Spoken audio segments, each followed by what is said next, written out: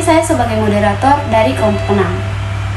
Namun sebelum pembahasannya, izinkan saya terlebih dahulu memperkenalkan anggota kelompok kami. Pertama ada Afdal, Adriana, lalu Ahmad, Teddy, kemudian Nur, dan yang terakhir teman yang paling saya cintai dan banggakan, Suhardi Cira.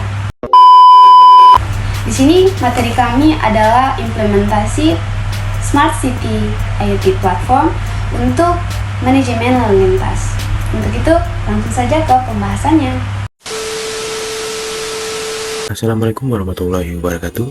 Perkenalkan, nama saya Ahmad Sukulat dari kelas TIW, perwakilan dari kelompok 6. Di sini saya akan menjelaskan tentang definisi dan tujuan skop proyek. Definisi. Project scope adalah batasan yang jelas dan terinci dari semua tugas, fitur, dan hasil yang harus dicapai dalam suatu proyek.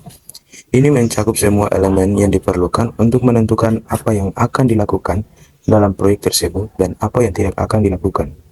Definisi project scope yang tepat sangat penting dalam manajemen proyek karena membantu tim proyek dan stakeholder memahami batasan, tujuan, dan harapan proyek dengan jelas. Project scope management adalah gambaran komprehensif tentang apa yang harus dicapai dalam suatu proyek. Ini mencakup identifikasi tugas-tugas yang harus diselesaikan, fitur dan fungsi yang harus dimiliki oleh produk atau hasil akhir proyek, serta kriteria kesuksesan yang akan digunakan untuk menilai pencapaian tujuan.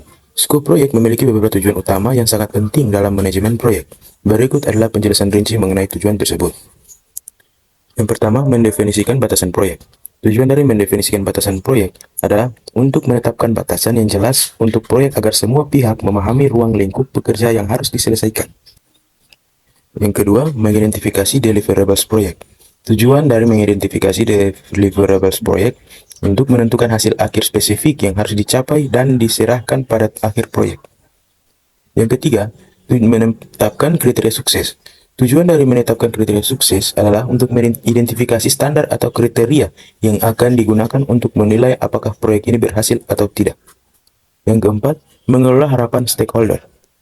Tujuan dari mengelola harapan stakeholder adalah untuk menyelaraskan harapan stakeholder dengan hasil yang realistis yang dapat dicapai dalam batasan proyek. Yang kelima, menentukan ruang lingkup pekerja. Tujuan dari menentukan ruang lingkup pekerja adalah untuk mengidentifikasi semua pekerja yang perlu dilakukan untuk menghasilkan deliverables proyek. Yang keenam, meminimalkan scope creep. Tujuan dari meminimalkan scope creep adalah untuk mengendalikan perubahan dalam ruang lingkup proyek agar tidak melebar tanpa kendali. Yang ketujuh, mendukung perencanaan dan pengendalian proyek. Tujuan mendukung perencanaan dan pengendalian proyek adalah untuk memberikan dasar yang kuat untuk perencanaan jadwal, anggaran, dan sumber daya proyek. Yang kedelapan, menyediakan basis untuk perubahan skop. Tujuan dari menyediakan basis untuk perubahan skop adalah untuk memungkinkan pengelola perubahan dan struktur dengan mendefinisikan proses untuk mengajukan dan menyetujui perubahan dalam skop proyek. Assalamualaikum warahmatullahi wabarakatuh. Perkenalkan, nama saya Nur Safitri. Di sini yang akan saya bahas yaitu mengenai menguraikan arsitektur sistem IoT. Pengertian dari arsitektur sistem IoT yang digunakan dalam implementasi Smart City IoT platform untuk manajemen lalu lintas terdiri dari 6 lapisan utama yang bekerja sama untuk mencapai tujuan manajemen lalu lintas yang efektif. Di sini ada beberapa uraian masing-masing lapisan. Yang pertama itu ada device layer. Device layer yaitu lapisan ini terdiri dari perangkat fisik yang terhubung ke internet, seperti sensor, perangkat pintar, dan perangkat lain yang terkait dengan lalu lintas. Contoh perangkat ini termasuk, yang pertama itu ada sensor jalan raya, yang kedua ada kamera CCTV, yang ketiga ada sensor suhu dan kelembapan, yang kedua ada communication layer. Lapisan ini terdiri dari perangkat dan teknologi yang memfasilitasi perangkat antar perangkat untuk berkomunikasi. Contoh protokol jaringan yang umum digunakan dalam IoT untuk lalu lintas itu termasuk yang pertama ada Wi-Fi, ada Bluetooth, yang ketiga ada gateway. Gateway ini, lapisan ini bertanggung jawab atas menghubungkan perangkat-perangkat tersebut dengan cloud. Gateway ini memungkinkan data yang dikumpulkan oleh perangkat IoT untuk diolah dan disimpan di cloud. Yang pertama itu ada cloud computing, itu merupakan platform cloud seperti AWS IoT, Azure IoT, atau Google Cloud IoT. Ini digunakan untuk menyimpan dan analisis data. Yang kedua itu ada edge computing. Itu untuk pengolahan data dilakukan dekat dengan lokasi sensor, untuk respon yang lebih cepat dan penguraian latensi. Yang keempat, ada platform layer. Lapisan ini terdiri dari perangkat lunak dan layanan yang mengelola data yang dikumpulkan oleh perangkat IoT dan menyediakan berbagai layanan seperti yang pertama itu ada manajemen perangkat. Ini seperti pengawasan dan pengelolaan perangkat. Yang kedua ada manajemen data. Ini seperti pengumpulan, pengolahan, dan penyimpanan data. Yang ketiga itu analisis data, itu seperti analisis kecepatan, jumlah kendaraan, dan kondisi jalan. Yang kelima itu ada application layer. Di sini lapisan aplikasi adalah kumpulan aplikasi dan layanan yang memproses data dari perangkat IoT sensor. Contohnya itu aplikasi yang digunakan dalam manajemen lalu lintas termasuk yang pertama itu ada aplikasi seluler, yang kedua ada situs web, yang terakhir itu ada platform dashboard. Yang terakhir itu ada keamanan dan privasi. Untuk keamanan data, menggunakan enkripsi dan protokol keamanan untuk melindungi data yang dikumpulkan dan dikirim. Yang kedua itu ada privasi pengguna. Itu memastikan bahwa data pribadi pengendara dilindungi sesuai dengan regulasi yang berlaku. Stop it. Get some help. Paparkan jenis sensor dan perangkat yang diimplementasikan untuk manajemen lalu lintas. Implementasi Smart City IoT platform untuk manajemen lalu lintas melibatkan penggunaan berbagai jenis sensor dan perangkat. Berikut adalah beberapa jenis sensor dan perangkat yang umum digunakan. Yang pertama, di sini ada sensor lalu lintas. Sensor lalu lintas digunakan untuk mendeteksi, mengumpulkan data tentang volume lalu lintas, kecepatan kendaraan, dan kondisi jalan. Sensor ini dapat dipasang di berbagai titik jalan dan memberikan informasi real time tentang lalu lintas. Yang kedua itu ada kamera pengintai. Kamera pengintai terhubung dengan sistem IoT, jadi dapat digunakan untuk memantau lalu lintas, mendeteksi pelanggaran lalu lintas, dan mengumpulkan data visual tentang kondisi jalan. Data yang diambil di kamera ini dapat dikumpulkan dan digunakan untuk menganalisis lalu lintas dan pengambilan keputusan yang lebih baik. Berikutnya itu ada sensor parkir. Sensor parkir dapat digunakan untuk mendeteksi ketersediaan tempat parkir di area perkotaan. Informasi ini dapat digunakan untuk mengarahkan pengendara ke tempat parkir yang tersedia dan mengurangi waktu yang dihabiskan untuk mencari tempat parkir, sehingga mengurangi kemacetan lalu lintas. Selanjutnya ada jaringan komunikasi. Jaringan komunikasi yang kuat dan andal diperlukan untuk menghubungkan semua sensor dan perangkat dalam sistem IoT. Jaringan ini memungkinkan pengiriman data secara real time dan komunikasi antara semua komponen sistem. Yang terakhir ada sistem pemantau GPS. Sistem pemantau GPS dapat digunakan untuk melacak dan memantau pergerakan kendaraan di jalan. Data yang dikumpulkan oleh sistem ini dapat digunakan untuk mengoptimalkan rute perjalanan, mengurangi waktu perjalanan, dan dapat mencegah terjadinya kemacetan lalu lintas. Mungkin itu saja. Sekian dan terima kasih. Nah, gede nih dah nih. Tuh. Pelan-pelan, tarik pelan. Capek ah. Tapi bohong. Terima kasih untuk waktu yang diberikan. Sajikan desain dashboard dan sistem analitik. Definisinya adalah sistem analitik pada implementasi Smart City IoT pada manajemen lalu lintas adalah penggunaan teknologi analitik data yang canggih untuk mengumpulkan, mengolah, dan menganalisis data yang diperoleh dari berbagai perangkat IoT atau Internet of Things yang dipasang di infrastruktur kota. Tujuan utama dari sistem ini adalah untuk meningkatkan efisiensi, keamanan, dan kenyamanan lalu lintas dalam suatu kota. Nah guys, di sini ada sistem analitik. Sistem analitik ini terbagi menjadi 3 bagian utama serta tersusun oleh bagian-bagian kecil di dalamnya. Untuk yang pertama itu ada pengumpulan data, terbagi menjadi 3 bagian. Bagian yang pertama itu ada sensor IoT, yaitu mengumpulkan data dari berbagai sensor lalu lintas seperti kamera, sensor kecepatan, dan sensor volume kendaraan. Kemudian yang kedua ada edge computing, yaitu memproses data di dekat sumber untuk respon cepat dan mengurangi beban jaringan. Kemudian bagian yang ketiga ada cloud integration, yaitu menyimpan dan memproses data besar di cloud untuk analisis yang lebih kompleks. Kemudian pada bagian yang kedua ada analisis data. Analisis data ini terbagi menjadi 4 bagian. Bagian yang pertama itu ada real-time analytics, yaitu analisis data lalu lintas secara real-time untuk deteksi cepat dan respon terhadap insiden. Kemudian yang kedua ada predictive analytics, yaitu menggunakan machine learning untuk memprediksi pola lalu lintas dan potensi kemacetan. Kemudian yang ketiga ada pattern recognition, yaitu mengidentifikasi pola lalu lintas berdasarkan data historis untuk perbaikan manajemen lalu lintas. Kemudian yang terakhir ada anomaly detection, yaitu mendeteksi kejadian tidak biasa dalam aliran lalu lintas untuk interferensi cepat. Kemudian pada bagian yang ketiga itu ada laporan dan notifikasi. Di sini terbagi menjadi 3 bagian. Pada bagian pertama itu ada custom reports, yaitu laporan yang bisa disesuaikan berdasarkan kebutuhan pengguna.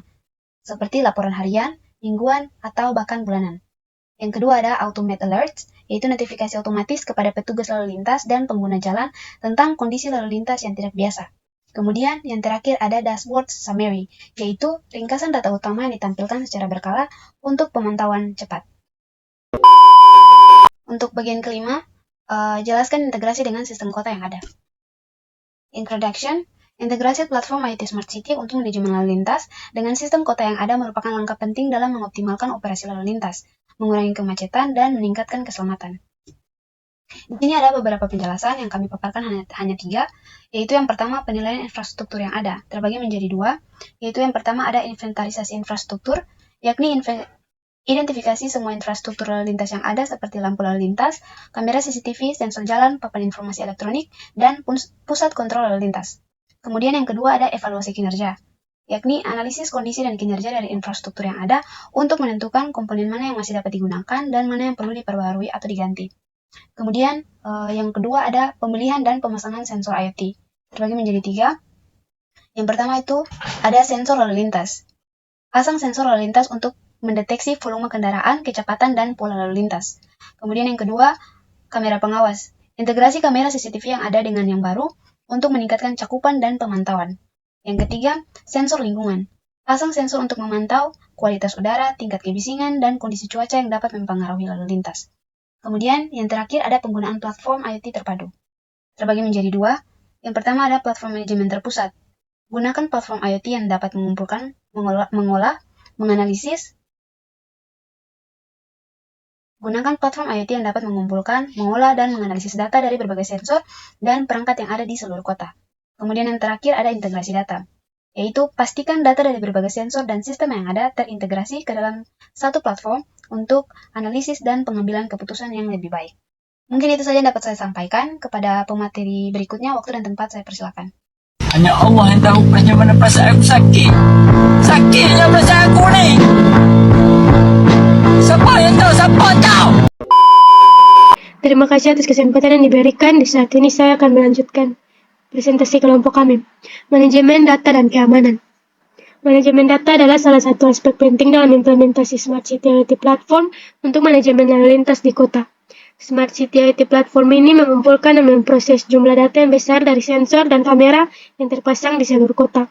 Data ini kemudian harus dikelola dengan baik untuk memastikan bahwa kota dapat beroperasi secara efisien dan aman. Manajemen data melibatkan pengumpulan, penyimpanan, dan analisis data dari sensor dan kamera. Data ini dapat digunakan untuk mengoptimalkan aliran lalu lintas, mengurangi kemacetan, dan meningkatkan keselamatan lalu lintas. Penting untuk memastikan bahwa data dienkripsi dan disimpan dengan aman untuk mencegah akses atau pencurian yang tidak sah. Yang berikutnya keamanan. Keamanan juga merupakan aspek penting dalam implementasi Smart City IoT Platform untuk manajemen lalu lintas di kota. Platform ini harus memiliki langkah-langkah keamanan yang kuat untuk mencegah akses atau interupsi yang tidak sah ke data dan sistem. Beberapa langkah keamanan yang dapat diterapkan dalam Smart City IoT Platform meliputi yang pertama, enkripsi data. Data yang dikumpulkan dan diproses oleh Smart City IoT Platform harus dienkripsi untuk melindungi kerahasiaan dan integritasnya. Yang kedua, autentikasi pengguna. Platform ini harus memiliki mekanisme autentikasi yang kuat untuk memastikan bahwa hanya pengguna yang sah yang dapat mengakses data dan sistem. Yang ketiga, kontrol akses. Platform ini harus memiliki kontrol akses yang ketat untuk membatasi akses ke data dan sistem hanya kepada pengguna yang memiliki izin yang sesuai. Yang keempat, rencana pemulihan bencana. Penting untuk memiliki rencana pemulihan bencana yang kuat untuk memastikan bahwa data dan sistem dapat dipulihkan dalam keadaan darurat. Dengan menerapkan langkah-langkah keamanan ini, Smart City IoT Platform dapat menjaga keamanan data dan sistem sehingga kota dapat beroperasi secara aman dan efisien. Baik, selanjutnya saya serahkan kepada pemateri berikutnya. Penangguis video ini hampir selesai. Assalamualaikum warahmatullahi wabarakatuh. Perkenalkan, nama saya Abdul Ismail, kelompok 6 dari kelas TI HMC. Jadi di sini saya akan membuatkan materi tentang rencana implementasi bertahap. Sebelum masuk ke rencana implementasi bertahap, kita harus mengetahui apa itu rencana implementasi bertahap. Jadi, rencana implementasi bertahap adalah strategi untuk menerapkan suatu rencana atau proyek secara bertahap atau berurutan. daripada melakukannya secara simultan atau sekaligus. Pendekatan ini memungkinkan untuk fokus pada satu langkah atau fase pada satu waktu untuk memastikan bahwa setiap tahap berhasil sebelum melanjutkan ke tahap berikutnya. Hal ini juga membantu mengurangi risiko dan memperjelas tanggung jawab dan memungkinkan penyesuaian berdasarkan hasil dari setiap tahap implementasi. Next, berikut ini adalah cara bertahap dalam merancang implementasi. Tahap pertama yaitu perencanaan awal. 1. Identifikasi kebutuhan. Tentukanlah tujuan utama implementasi dan kebutuhan yang harus dipenuhi. Kedua, tim implementasi.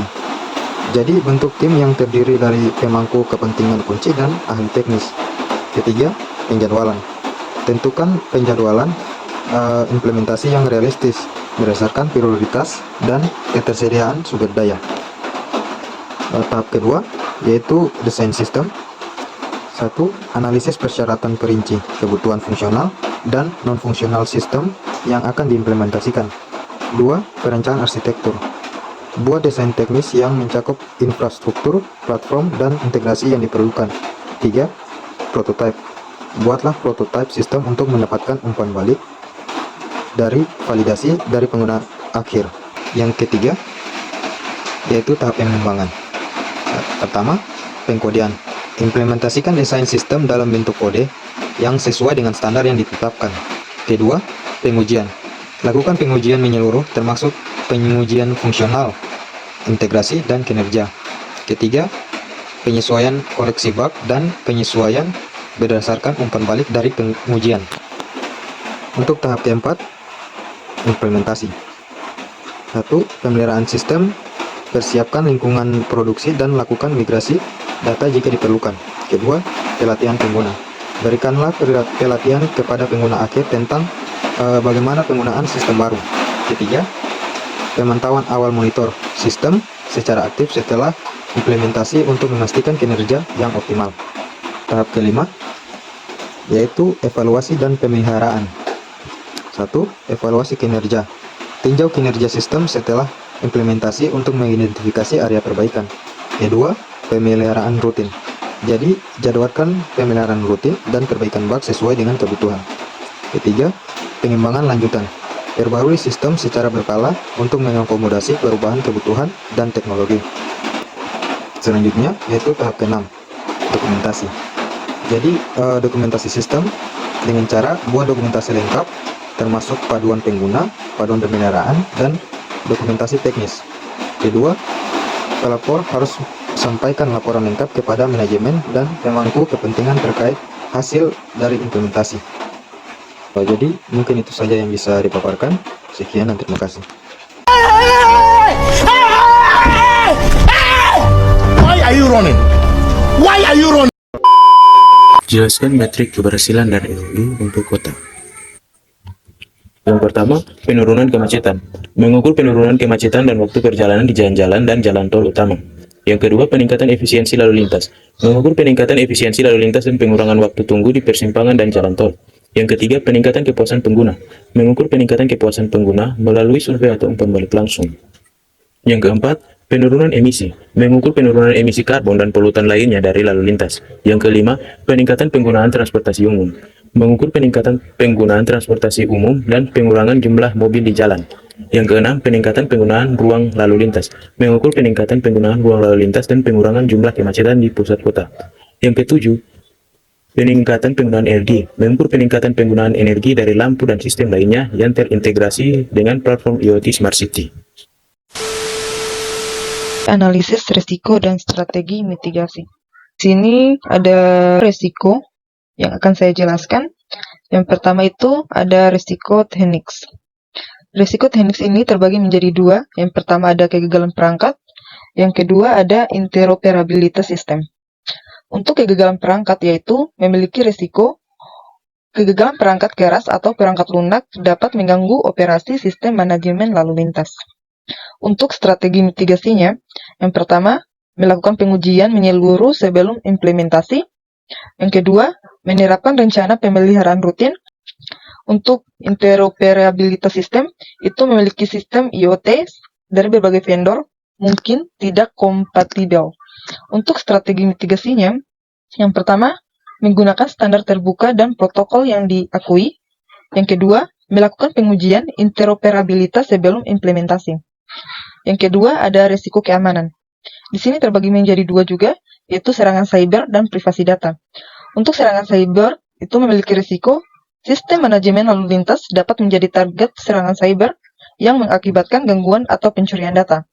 Untuk strategi mitigasinya, yaitu yang pertama mengimplementasikan enkripsi data, yang kedua menggunakan firewall dan sistem deteksi intrusi, yang ketiga melakukan audit keamanan secara berkala. Yang kedua ada privasi data. Di sini memiliki risiko pelanggaran privasi data pengguna seperti data lokasi dan informasi pribadi. Untuk strategi mitigasinya yaitu yang pertama menerapkan kebijakan privasi data yang ketat, yang kedua menggunakan teknik anonimisasi data. Yang ketiga, ada risiko operasional. Di sini terbagi menjadi dua juga, yaitu ketergantungan pada teknologi dan yang kedua yaitu kesalahan manusia. Untuk ketergantungan pada teknologi itu mempunyai risiko ketergantungan yang tinggi pada teknologi dapat menyebabkan masalah jika terjadi kegagalan. Untuk strategi mitigasinya yaitu membangun infrastruktur redundan dan yang kedua menyediakan pelatihan untuk personel dalam menangani situasi darurat. Untuk yang kedua, kesalahan manusia memiliki risiko kesalahan manusia dalam mengoperasikan atau memelihara sistem. Untuk strategi mitigasinya yaitu yang pertama, melakukan pelatihan rutin bagi staf. Yang kedua, membuat prosedur operasi standar SOP yang jelas dan mudah diikuti. Kali ini seriusan, hampir selesai Besti. Oh, okay. Rencana komunikasi dengan stakeholders. Rencana komunikasi dengan stakeholders dalam manajemen lalu lintas adalah kerangka kerja yang dirancang untuk memastikan semua pihak yang berkepentingan, termasuk pemerintah, masyarakat, pengembang teknologi, dan lembaga penegak hukum, terlibat dan mendapat informasi secara tepat waktu dan akurat tentang perkembangan dan masalah terkait proyek manajemen lalu lintas. Rencana ini mencakup beberapa langkah penting, seperti identifikasi stakeholders, menentukan siapa saja yang memiliki kepentingan atau akan terpengaruh oleh proyek manajemen lalu lintas. Berikutnya, penetapan metode dan saluran komunikasi. Memilih metode komunikasi yang sesuai seperti rapat rutin, email, buletin, portal online, media sosial, dan platform digital interaktif. Yang berikutnya, jadwal komunikasi. Menetapkan frekuensi komunikasi, termasuk waktu untuk pertemuan rutin, laporan berkala, dan pembaruan proyek. Berikutnya, isi dan format informasi. Penyusun materi komunikasi yang jelas dan informatif, termasuk status proyek, masalah yang dihadapi, solusi diusulkan, dan perkembangan terbaru. Dan berikutnya, pengumpulan dan pengelolaan umpan balik. Membuat mekanisme untuk menerima dan merespon umpan balik dari stakeholders, sehingga mereka merasa didengar dan diperhatikan. Yang terakhir, evaluasi dan penyesuaian rencana. Secara berkala meninjau dan menyesuaikan rencana komunikasi berdasarkan umpan balik dan perkembangan proyek. Oke, sekian pemateri dari saya. Saya lanjutkan kepada pemateri berikut. Assalamualaikum warahmatullahi wabarakatuh. Terima kasih atas kesempatannya. Perkenalkan, nama saya Abdul Ismail. Jadi untuk materi yang akan saya paparkan yaitu tentang manajemen sumber daya dan anggaran. Jadi, manajemen sumber daya dan anggaran dalam manajemen lalu lintas adalah proses yang krusial untuk memastikan bahwa proyek berjalan sesuai rencana dan mencapai tujuan yang telah ditetapkan. Jadi, berikut ini adalah beberapa aspek utama yang perlu diperhatikan. Aspek pertama yaitu perencanaan sumber daya, yang terdiri dari identifikasi kebutuhan sumber daya, yang mana menentukan jumlah dan jenis sumber daya yang dibutuhkan, termasuk tenaga kerja, peralatan, teknologi, dan bahan baku. Selanjutnya, alokasi sumber daya, yaitu mengalokasikan sumber daya secara efisien, sesuai dengan jadwal dan prioritas proyek, dan memastikan bahwa setiap bagian dari proyek mendapatkan dukungan yang diperlukan. Yang kedua, manajemen tenaga kerja, yang terdiri dari rekrutmen dan pelatihan, yaitu dengan cara merekrut tenaga kerja yang kompeten dan memberikan pelatihan yang diperlukan untuk meningkatkan keterampilan mereka. Yang kedua, penugasan dan pemantauan, dengan cara menugaskan tenaga kerja pada tugas yang sesuai dengan keahlian mereka dan memantau kinerja mereka secara berkala. Yang ketiga, pengelolaan anggaran, yang terdiri dari penyusunan anggaran, yaitu menyusun anggaran yang mencakup semua biaya yang diperlukan, seperti biaya tenaga kerja, peralatan, teknologi, bahan baku, dan biaya operasional lainnya. Kedua, pemantauan pengeluaran. Melacak pengeluaran secara terus-menerus untuk memastikan bahwa tidak terjadi pemborosan dan proyek tetap berada dalam batas anggaran.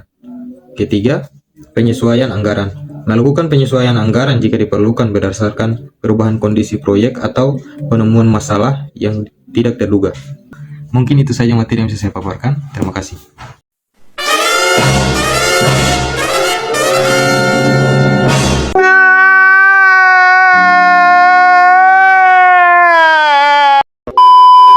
Lessons learned. Lessons learned adalah proses sistemasi yang dilakukan setelah menyelesaikan suatu proyek atau fase dari proyek untuk merefleksikan, mendokumentasikan, dan menganalisis pengalaman yang diperoleh selama pelaksanaan proyek. Yang pertama, pentingnya perencanaan yang matang.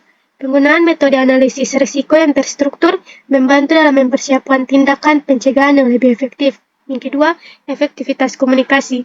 Menggunakan berbagai saluran komunikasi dan teknologi modern dapat meningkatkan keterlibatan dan responsivitas stakeholders.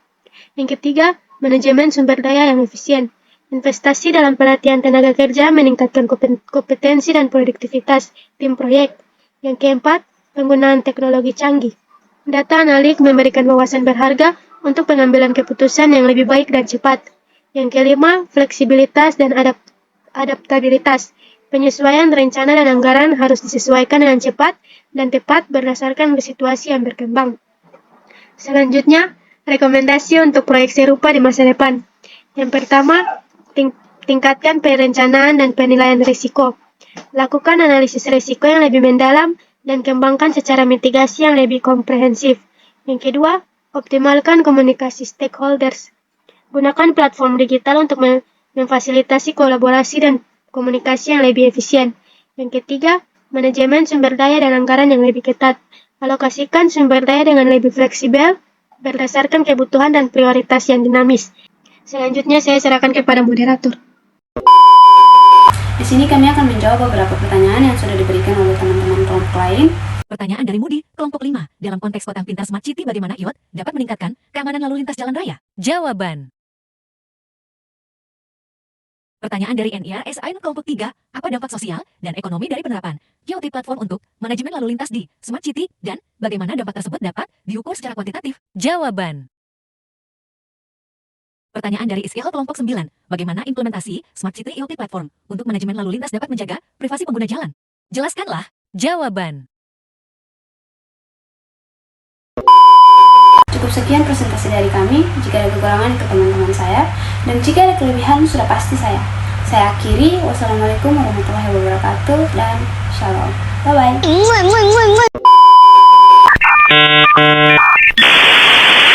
Saya wassalamualaikum bro.